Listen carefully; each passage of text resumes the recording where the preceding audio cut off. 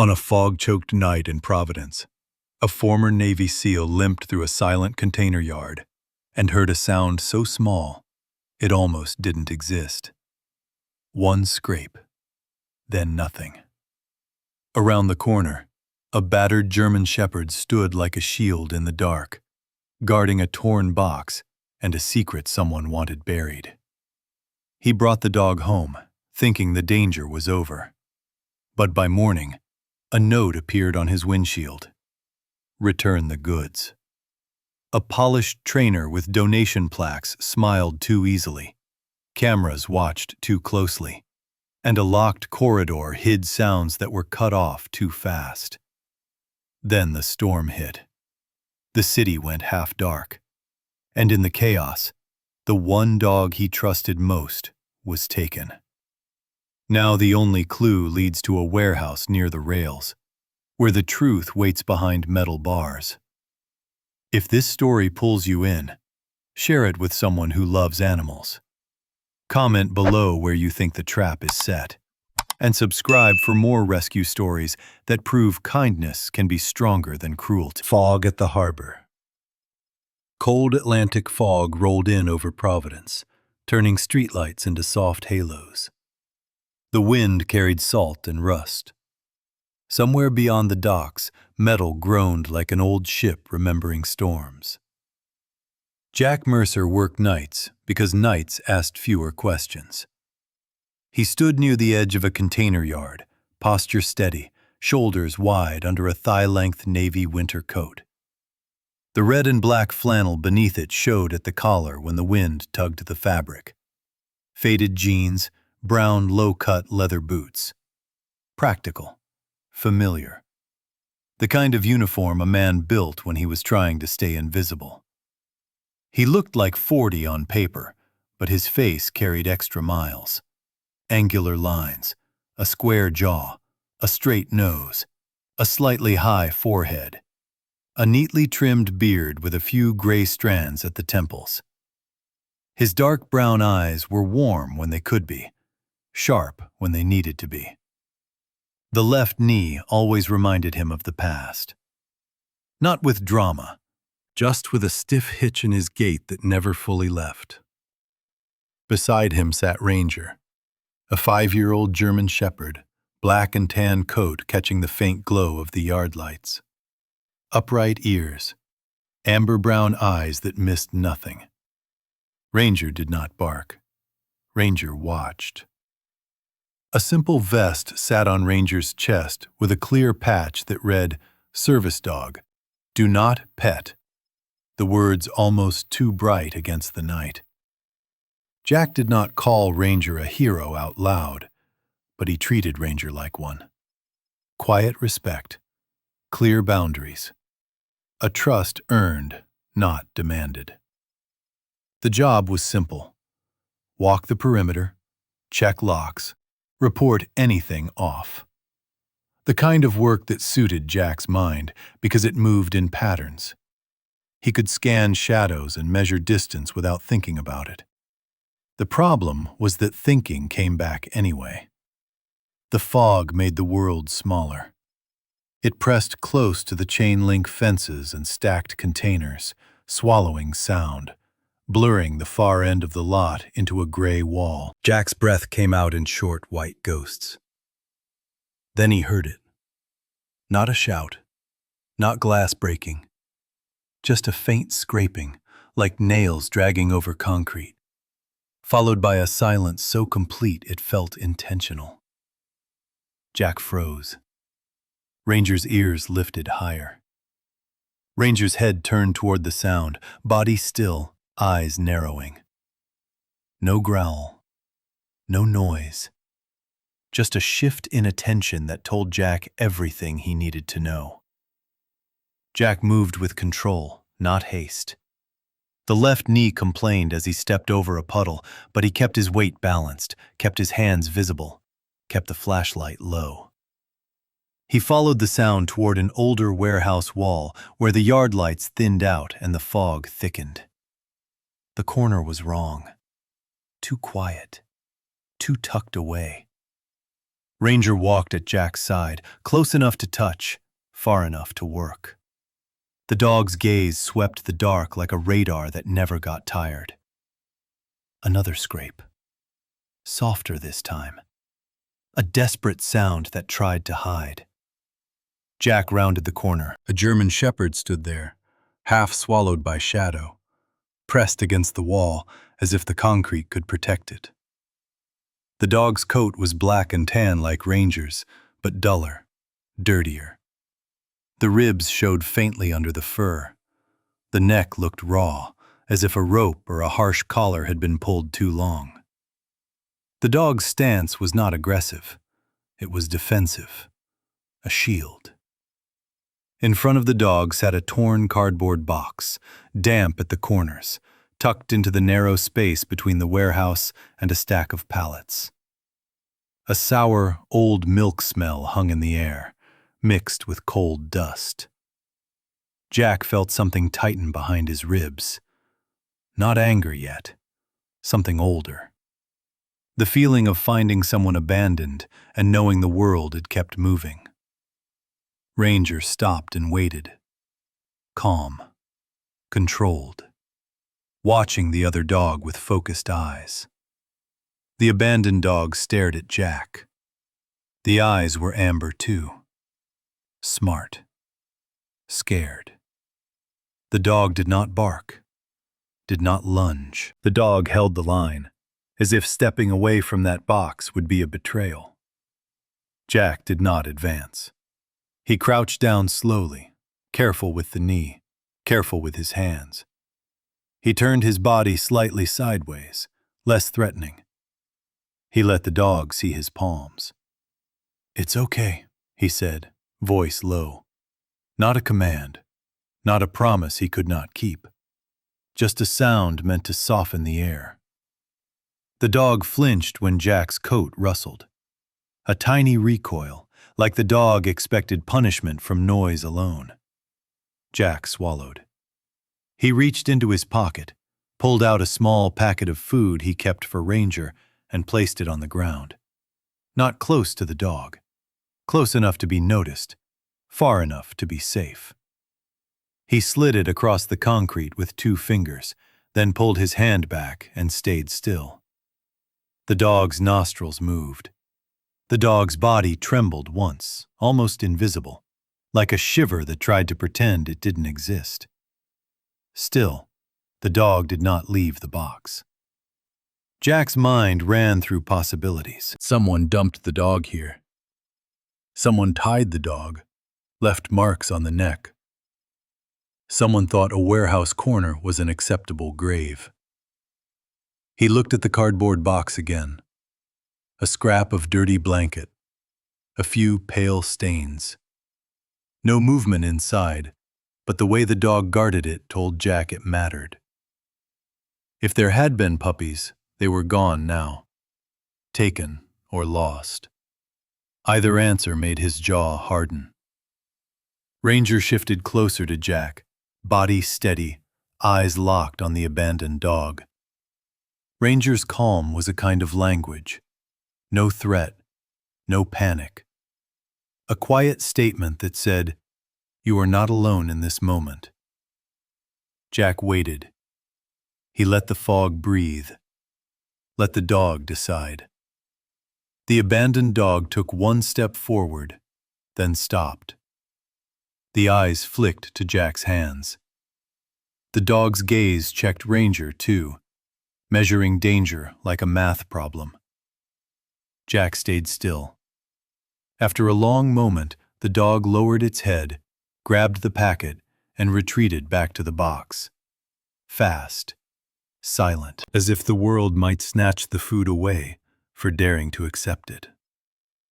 Jack exhaled slowly. He glanced down at the ground near the wall. Dust lay thick, but not undisturbed. There were fresh tire tracks cutting through the grime, angled in a way that did not match the normal traffic patterns of the yard. Recent. Close. His flashlight caught something small near a puddle. A broken piece of plastic, scuffed and cheap, with a faint letter scratched into it. A W. Jack picked it up, turning it between his fingers. The fog beaded on the surface like sweat. Behind him, Ranger remained quiet, steady as stone. In front of him, the abandoned dog pressed closer to the box, eyes still wide, still waiting for the world to decide what it wanted to do with her. Jack looked from the tracks to the plastic to the dog's raw neck. His calm stayed on the outside, but inside, something shifted into place. This was not random. And Jack Mercer did not walk away from patterns that smelled like cruelty. A bowl of water and a closed door. Morning came gray and damp, the kind of cold that climbed into bones. Providence looked washed out, as if the harbor fog had followed Jack Mercer all the way home.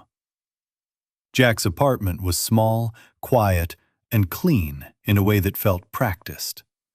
Not fancy, just controlled. The kind of place a man builds when he does not trust chaos. He stepped inside first, thigh-length navy winter coat still on, red and black flannel visible at the collar. Faded jeans, brown low-cut leather boots. He moved with that familiar stiffness in his left knee, like a hinge that had learned to work around pain instead of through it. Ranger entered behind him. The 5-year-old German shepherd did not rush. Black and tan coat, upright ears, amber-brown eyes that watched everything. The service dog, "Do not pet" vest sat clear on Ranger's chest, the letters looking almost too official for a living room with second-hand furniture. Ranger paused, scanned the corners, then sat where the front door stayed in view. The abandoned mother dog hesitated on the threshold. Her coat was the same black and tan pattern, but dusted with grime. Her body looked light, too light, like life had been taken from her in small, cruel pieces.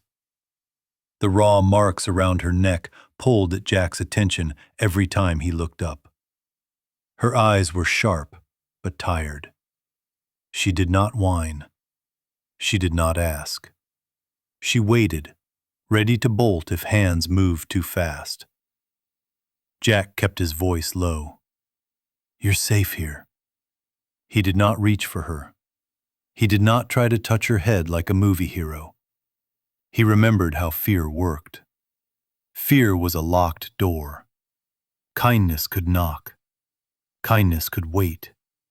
Kindness could not kick it in. He filled 2 bowls in the kitchen. Water first, food second. He placed them down, then stepped back. Ranger stared at the bowls for a long beat, as if checking whether the rules had changed overnight. Then Ranger looked up at Jack, waited for a nod, and drank.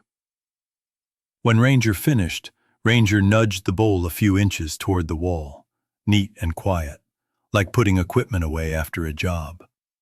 Jack almost smiled. Almost. The mother dog did not move. Jack sat on the floor, back against the couch, hands resting open on his knees. He felt the ache in his left knee deepen from the crouch, but he stayed there. He watched the mother dog the way he used to watch a street in a foreign city.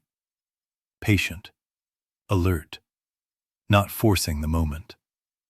Finally, she took one step, then another.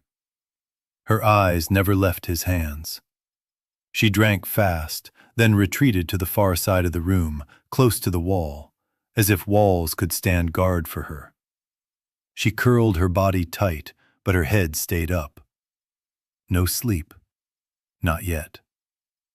Jack looked at Ranger. Ranger's ears flicked, then settled. Calm. Present. A quiet anchor in the room. Jack pulled the scuffed plastic piece from his pocket, the faint W catching the light. He turned it in his fingers until his knuckles went pale. The pattern felt too familiar.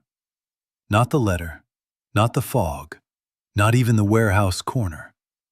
The feeling that someone had decided a living creature was disposable. That part was old. That part never stopped being old. He called the nearest veterinary clinic as soon as the doors opened. By mid-morning, Jack walked into the clinic with Ranger at his side and the mother dog a cautious step behind. The waiting room smelled like clean soap and nervous animals. A poster on the wall said, "Kindness heals," the letters too bright for the tired faces sitting under them. A woman in scrubs came out from behind the counter. Dr. Emily Hart looked mid-30s, white, with brown hair pulled into a low tie that kept it out of her eyes. She had a steady gaze, warm but direct, and a voice that sounded calm even when it carried urgency. She moved like someone who had learned to act fast without looking frantic. She knelt slowly in front of the mother dog. "Hi there. It's okay. I'm not going to rush you." The mother dog froze. Emily noticed. Jack saw it in her face. Not pity. Recognition. She had seen this before. Emily glanced up at Jack. "How long has she been like this?" "Not sure," Jack said. "I found her last night. She was guarding a box. There were marks on her neck." Emily nodded once, like a judge who did not need more argument to know something was wrong. "We'll take this step by step." She did the exam without sudden movements. She spoke softly, but she did not baby the dog. She checked the neck carefully, the ribs, the paws. The mother dog flinched when metal clinked, then went still. That stillness was not calm. It was surrender. Emily's jaw tightened. "She's been handled rough," Emily said quietly when she stood again. "This is not an accident. She's showing fear conditioning. Fast hands scare her. Sounds scare her. Touch around the neck scares her." Jack swallowed. He wanted to speak, but the words felt sharp. Emily looked toward Ranger. Ranger watched the room with quiet focus. The service dog, "Do not pet" patch plain to see. "And he's yours?" "Yes," Jack said. "Ranger." Ranger's ears lifted at the name, then settled again. Emily's eyes softened for a moment. "He's steady. That helps." Jack did not say what Ranger had helped him survive. Some truths felt too private for fluorescent lighting. After the exam, Emily printed a report and handed it over.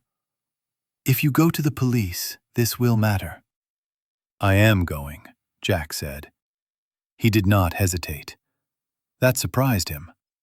Somewhere inside, the part of him that had learned to keep his head down was losing ground. He met Detective Lucas Reed that afternoon at a small precinct office near downtown. Reed was early 40s, white, average to tall, with a tired face and a practical stance. His hair was cut short.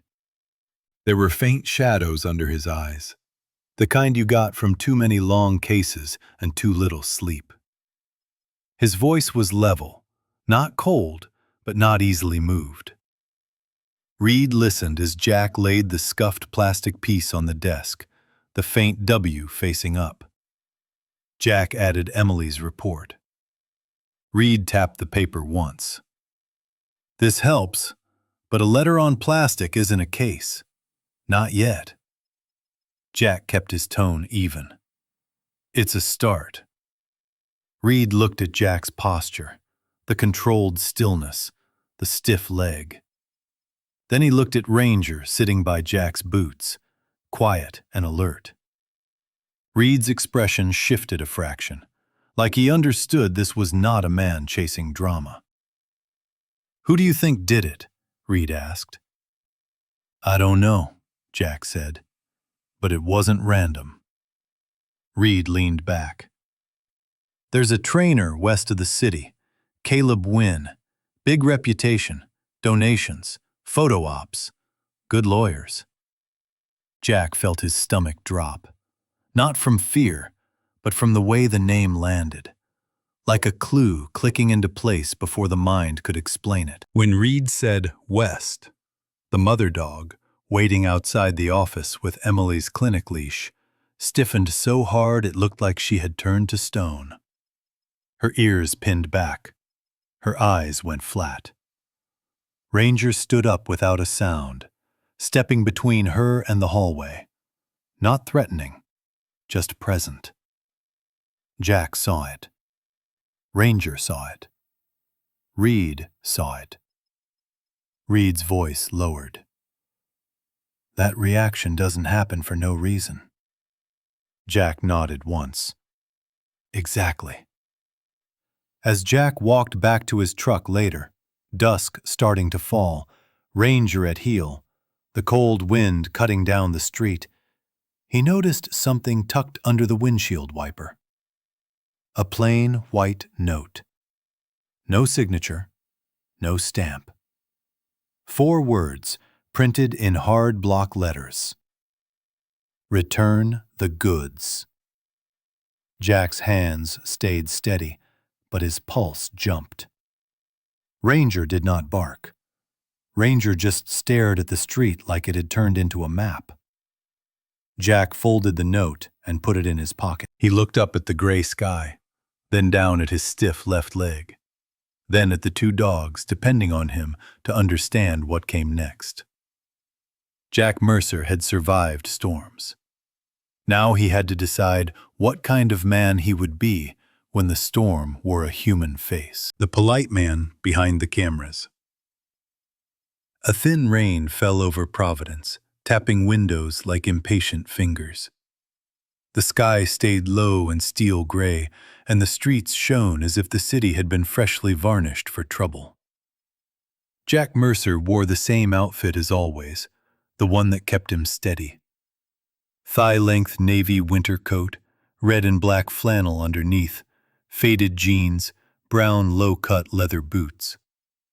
His left knee stiffened on stairs, a quiet reminder that his body still kept receipts from an older life. Ranger walked beside him, silent and watchful. The 5-year-old German Shepherd's black and tan coat looked sharp against the wet sidewalks. Upright ears, amber-brown eyes that tracked movement without panic.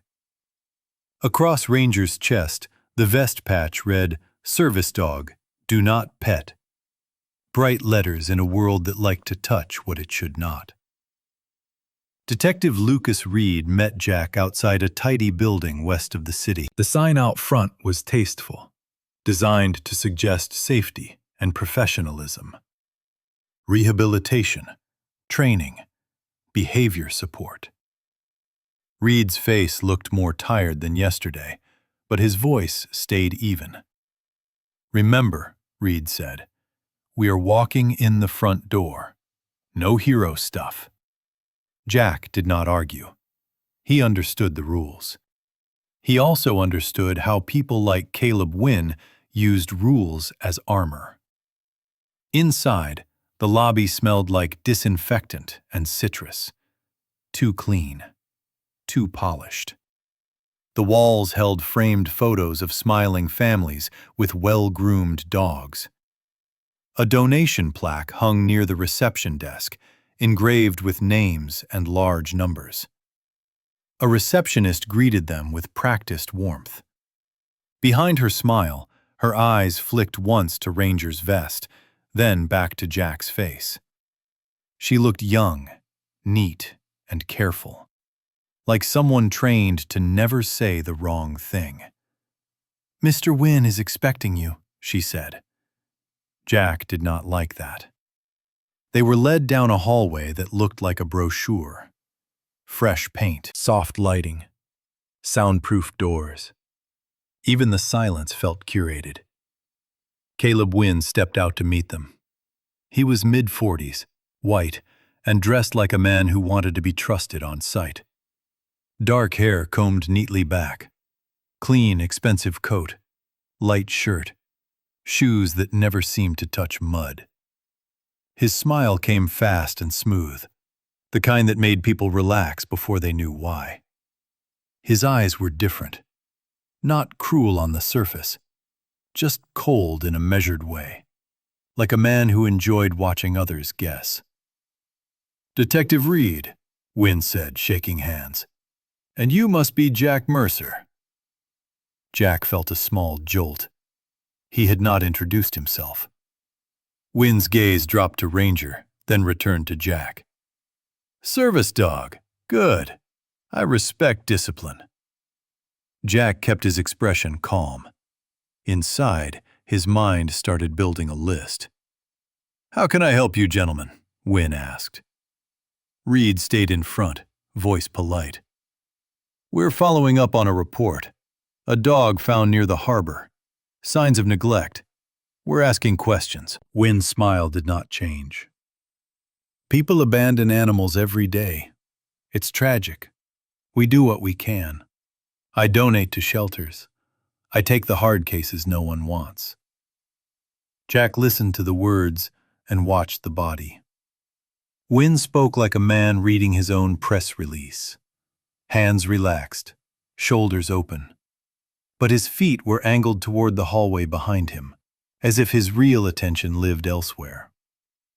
Jack's left knee twinged as he shifted his weight. He forced himself to breathe slow. He reminded himself that calm was not passivity. Calm was control. Wynne glanced at Ranger again. "He's steady. I like that. A dog like that belongs with a man who understands leadership." It sounded like praise. It felt like a hook. Jack answered softly, "Ranger belongs where he is safe." Wynne's smile sharpened by a fraction, like a blade catching light. A door opened farther down the hall. For half a second, Jack saw a glimpse of a second corridor, darker, tighter. There were more cameras there, more than needed for a training facility. The lens eyes lined the ceiling like warning lights. From that direction came a sound, a quick scrape, nails on a surface. Then a low whine that cut off too fast, as if someone had pressed a hand over it. Jack's shoulders stayed still, but his stomach dropped. Ranger's ears lifted, not in alarm, in focus. Ranger did not bark. Ranger simply looked toward the darker corridor, then back to Jack, as if asking a silent question. Wynne stepped smoothly in the way, blocking the view. "Apologies. That area is restricted. We have dogs in quarantine." Reed kept his tone neutral. "We'd like to see it." Wynne's smile remained polite. "With a warrant, detective. You know how it is. Liability." Jack watched Reed's jaw tighten, then relax. Reed knew the same truth Jack did. Without paperwork, this was a tour, not an inspection. Wynne turned to Jack, voice warm again. "You're a veteran, right? I can tell by how you stand. I work with a lot of veterans. Great people, strong people. People who understand that sometimes you need firmness." Jack felt something old and dark try to rise. He held it down. Firmness was not cruelty. Wynne knew the difference. Wynne just liked pretending he didn't. Reed ended the visit with controlled politeness. They walked out the way they came, past the shiny lobby, past the framed photos, back into the thin rain. Outside, Reed exhaled hard. No warrant, no entry. Jack stared at the building. He imagined the darker corridor, the cameras, the cut-off whine. "This place is a mask," Jack said. Reed nodded once. "Masks are legal." On the drive back, Jack's phone rang from an unknown number. He answered without speaking. A voice came through, low and firm. Not rushed, not afraid. "If you want to save that dog," the voice said, "stay quiet." The call ended. Jack held the phone for a moment, listening to the silence. Then he set it down and kept driving, rain streaking the windshield like gray lines drawn across a map. That night, Jack sat in his apartment with the lights low. Ranger lay near the door, vest still on, body loose but alert. The mother dog stayed close to the wall, head up, eyes scanning. Sleep still did not fully come. Near midnight, Ranger rose without sound. Ranger's head turned toward the window, ears forward, eyes fixed. Jack moved slowly, careful with his left knee, and pulled the curtain back a hair. A car sat across the street with its lights off, dark, still, watching.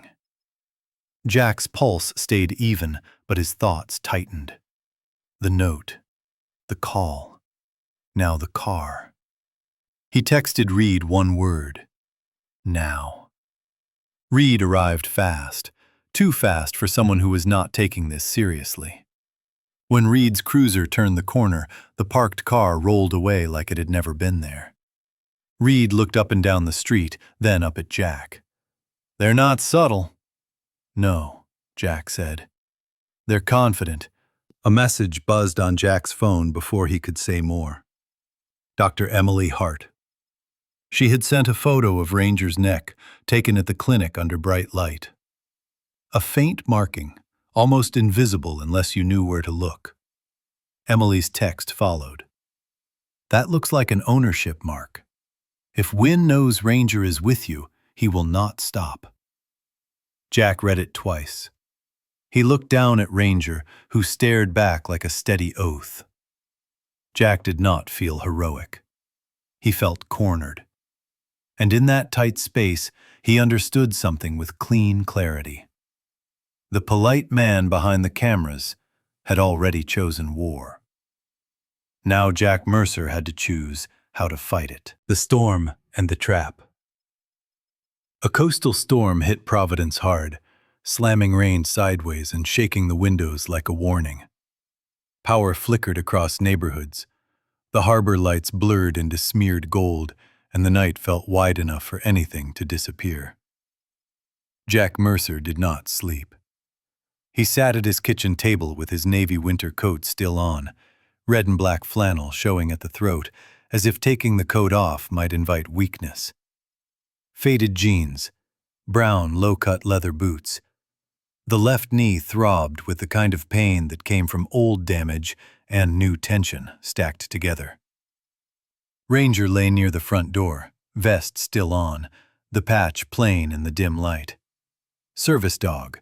Do not pet. The 5-year-old German shepherd watched the room with steady amber eyes. No pacing, no whining.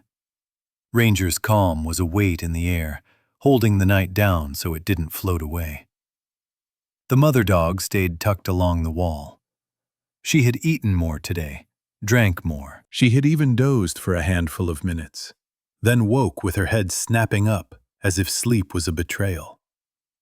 Her fear was learning new rules in small pieces, and every piece cost something. Jack's phone buzzed. A text message from an unknown number. Nothing but a single line. "You can't protect what you can't keep." Jack stared at it. The words did not frighten him. They angered him in a quiet, controlled way. The people who wrote that believed fear was a leash. Jack knew a leash could snap. Another buzz came almost immediately after. Detective Lucas Reed. Trying to get a warrant. Slow. Courts don't move in storms. Jack's jaw tightened. He understood. He also understood the storm was not just weather. It was opportunity. People like Wynn loved opportunity. He looked at Ranger. Ranger met his gaze, ears lifting once, then settling again. A simple, silent readiness. Jack called Dr. Emily Hart. Emily answered on the second ring, her voice steady but tired. "I heard." "The storm is wrecking the roads." "Can you take them for the night?" Jack asked. "Just until this passes." Emily went quiet for half a second, reading the weight behind his words. "Yes," she said. "Bring them now." Jack did not waste time. He moved the mother dog gently, guiding her without grabbing. Ranger walked close, a calm wall between her and the world. When Jack opened the door, wind shoved rain into the hallway, cold and sharp. The mother dog flinched. Ranger stayed steady. Jack drove across Providence with wipers fighting the rain. The streets were slick, reflections breaking into ripples under the streetlights. He kept both hands on the wheel, left knee stiff each time he moved his foot from brake to gas. Emily met him at her porch light, wearing a dark winter coat over scrubs, hair pulled back, face focused. She was the kind of person who did not panic, even when she had every right to. "You did the right thing," she told Jack quietly as she took the leash. Jack nodded once. He wanted to believe it. As Jack drove back through the storm, his mind kept replaying the darker corridor at Wynn's facility. The cameras, the cut-off whine, the polite smile. Every time he blinked, he saw that corridor again, as if his brain refused to let it go. Back at his apartment, Jack checked the locks twice. He sat in the dark without turning on the main lights. He listened to the storm. He listened for anything else. And then his phone rang. This time it was Reed, voice tight. "I got something." "What?" Jack asked. "A former employee. She's scared. She says they're moving dogs tonight." Jack felt his body go still. "Where is she?" Reed hesitated. "She won't meet in person. She sent a message through a friend. She called herself Nina." Jack pictured a person who knew too much and was trying not to drown in it. "What did she say?" Reed's voice lowered. "She said there's a back building behind Wynn's place. They load from there. She thinks they're moving them because they think we're close." Jack stared at the rain-streaked window. "Tonight," he repeated. "Tonight," Reed confirmed. "But we still don't have the warrant. Not yet." Jack's throat tightened. He tasted the old frustration of watching paperwork move while someone suffered in the dark. He had seen it overseas. He had sworn he would not see it at home. He did not say that out loud. "What are you doing?" Reed asked. Jack answered honestly. "I'm going to look." Reed cursed softly. "Jack." "I'm not going to kick doors," Jack said. "I'm going to observe. Get something you can use." A pause. Reed exhaled. "Fine, but you do not go in. You hear me?" Jack did not promise what he could not guarantee. He said, "I hear you." The storm made everything louder and quieter at the same time. Jack drove to the edge of the west side property line, parking where trees broke up the outline of his truck. He pulled his navy coat tight. The red and black flannel beneath it was warm, but warmth wasn't what he needed. He needed clarity. He moved through wet grass, careful with his left knee, using the fence line as cover. His flashlight stayed off. The rain hid the sound of his steps. The storm was his ally, even if it tried to punish him for using it. From a distance, Wynn's facility looked peaceful. Lights glowing. No screaming. No obvious violence. Just a building, pretending. Jack circled toward the back. There it was, the second structure. The darker corridor made real. A side door. 2 cameras angled like eyes. A truck backed up close, engine idling, exhaust curling into the rain. Jack crouched behind a stack of old pallets, heart steady, hands steady. He watched men move in and out. They carried crates. Not loud, not rushed. Efficient. That efficiency chilled him. A door opened just enough for him to see inside. Rows of cages. Not clean. Not bright. A few dogs pressed back in corners, eyes reflecting the harsh light like small trapped moons. No gore, no dramatic blood. Just exhaustion. Just fear packed into metal bars. Jack lifted his phone and took photos, careful to keep the sound off. He zoomed, captured the cages, the men, the license plate, the camera placement. Evidence, evidence, evidence. Then something shifted. A man stepped out suddenly and looked right into the rain, scanning. He was in his early 30s, thick-necked, built for intimidation. His movements were sharp, and his face was blank in a way that suggested obedience, not kindness. Mason. Wynn's staff. The one who looked like he never asked why. Jack held his breath. Mason's gaze swept the yard. He did not see Jack. But Mason walked closer anyway, as if the air had told him something was wrong. Jack's left knee twinged, threatening to betray him with a twitch. He tightened every muscle and stayed still. Mason paused near the pallets, close enough that Jack could smell cigarette smoke on the wind. Mason stared at the shadows, then looked down at the ground. Jack's stomach sank. The mud showed a fresh impression, a footprint that did not belong to Mason. Mason's head tilted. He lifted a radio.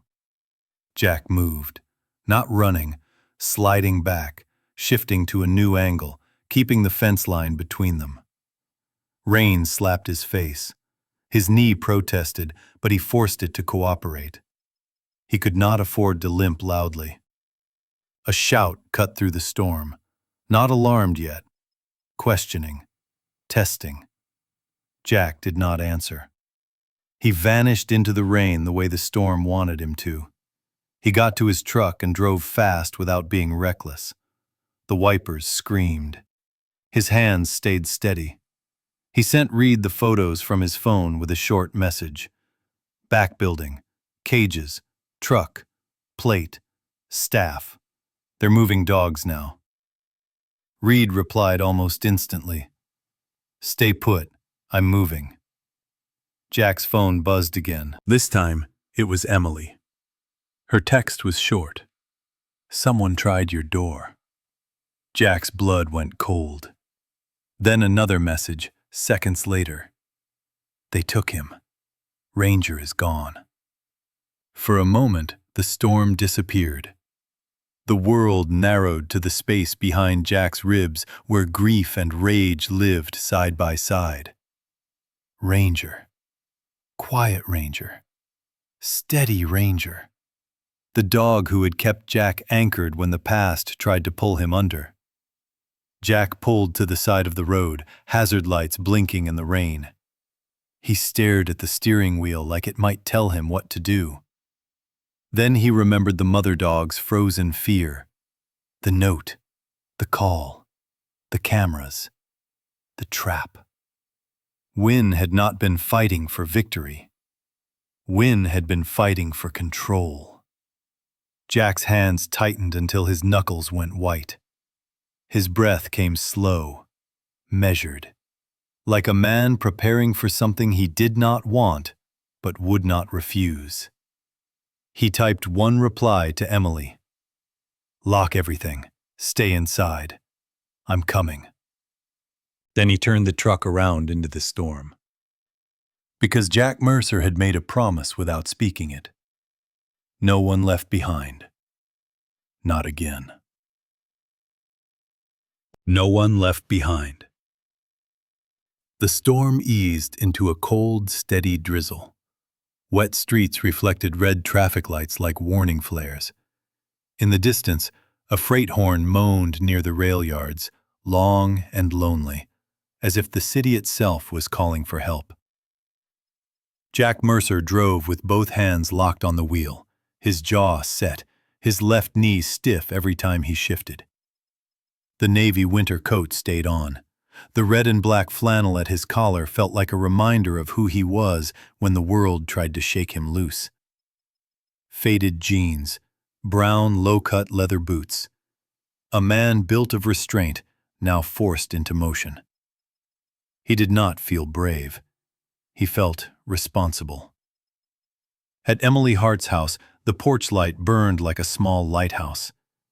Emily opened the door before Jack could knock.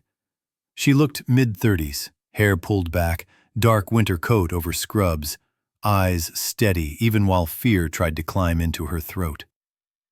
She was the kind of person who stayed calm because someone had to. "Tell me exactly what happened," Jack said. Emily swallowed. "I heard the handle first, then the back door. I locked myself in the laundry room and called Reed. I didn't see them, but I heard a crate drag across the floor. Ranger never barked, not once."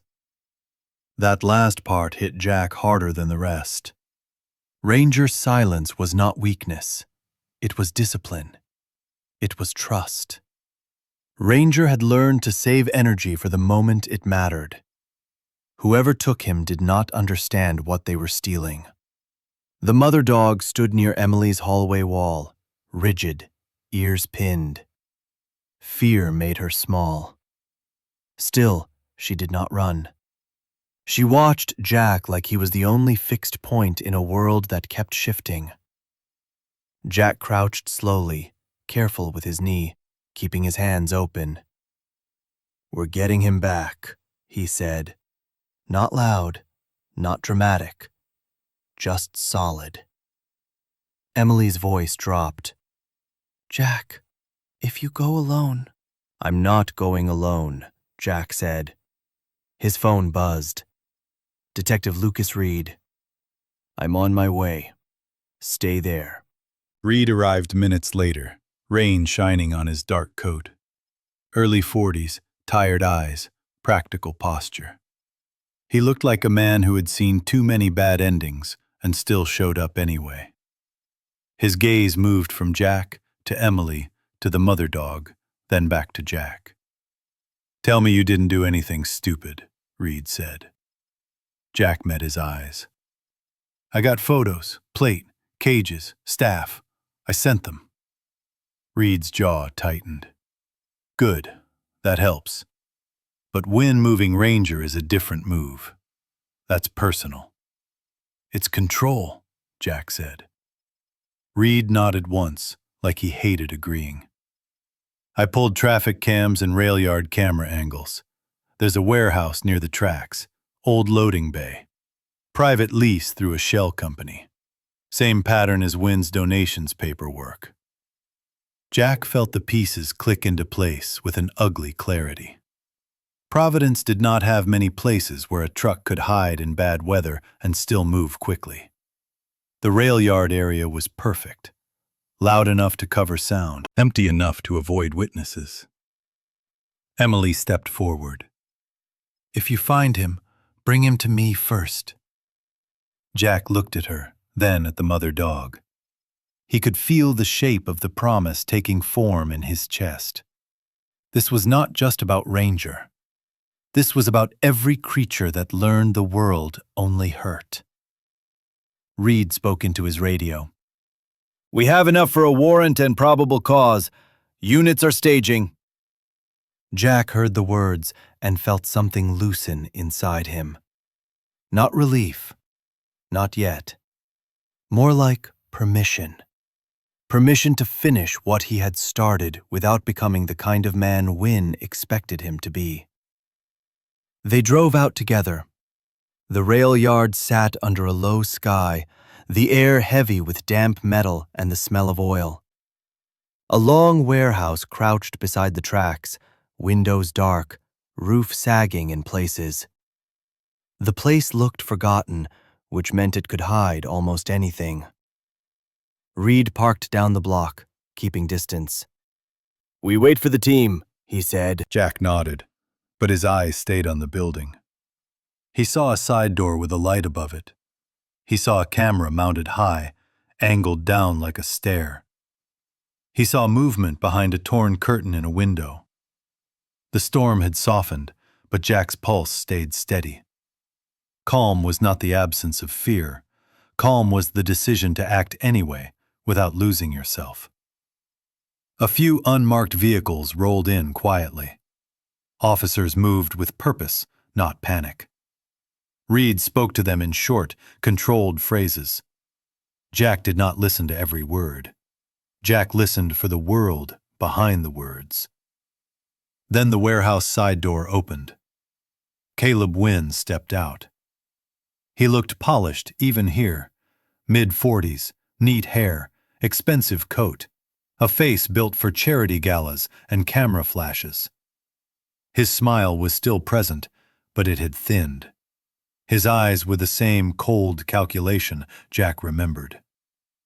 Behind Wynn came Mason, thick-necked, early 30s, built like a wall.